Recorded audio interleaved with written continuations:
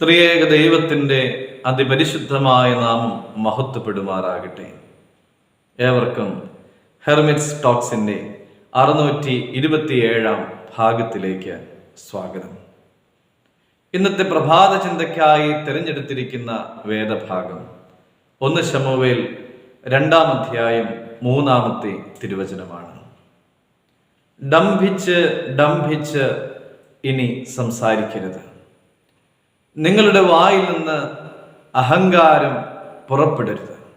യഹോവ ജ്ഞാനമുള്ള ദൈവം, അവൻ പ്രവൃത്തികളെ തൂക്കി നോക്കുന്നു. ഒരിക്കൽ ഡോക്ടർ ആൽബർട്ട് ഐൻസ്റ്റീൻ തൻ്റെ സുഹൃത്തുക്കളുമായി നർമ്മ സംഭാഷണത്തിൽ ഏർപ്പെട്ടപ്പോൾ തൻ്റെ പുതിയ ഗവേഷണത്തെക്കുറിച്ച് അദ്ദേഹം പങ്കുവച്ചു. ഇത്തവണ വിറ്റാമിനുകളെ കുറിച്ചാണ് ഞാൻ പഠനം നടത്തിയിട്ടുള്ളത്. വിറ്റാമിനുകളെ കുറിച്ചാണ് തൻ്റെ ഗവേഷണം എന്ന് കേട്ടപ്പോൾ ശ്രോതാക്കളുടെ ജിജ്ഞാസ ഉണർന്നു. വിറ്റാമിനുകളെ A, B, C, D, E എന്നിങ്ങനെ തരംതിരിച്ചിട്ടുണ്ട്. ഈ വിറ്റാമിനുകൾ നമ്മുടെ ശരീരത്തിൽ കുറയും തോറും നമ്മുടെ ശരീരത്തിൽ രോഗം ഉളവാകും.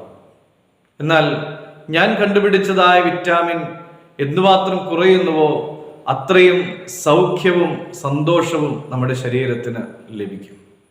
അതാണ് വിറ്റാമിൻ ഐ. ഐ എന്ന ഇംഗ്ലീഷ് അക്ഷരത്തിന് ഞാൻ എന്ന അർത്ഥമുണ്ട്. ഞാൻ എന്ന ഭാവം മനുഷ്യരിൽ വർദ്ധിക്കുന്തോറും അത് അയാൾക്കും മറ്റുള്ളവർക്കും പ്രശ്നമാണ്. എന്നാൽ ഐ എത്രമാത്രം കുറയുന്നുവോ അത്രമാത്രം അയാൾക്ക് നന്മയും അനുഗ്രഹവും ലഭിക്കും. വിറ്റാമിൻ ഐ വർദ്ധിക്കുന്നതാണ് നമ്മളിൽ പലരുടെയും പ്രശ്നം.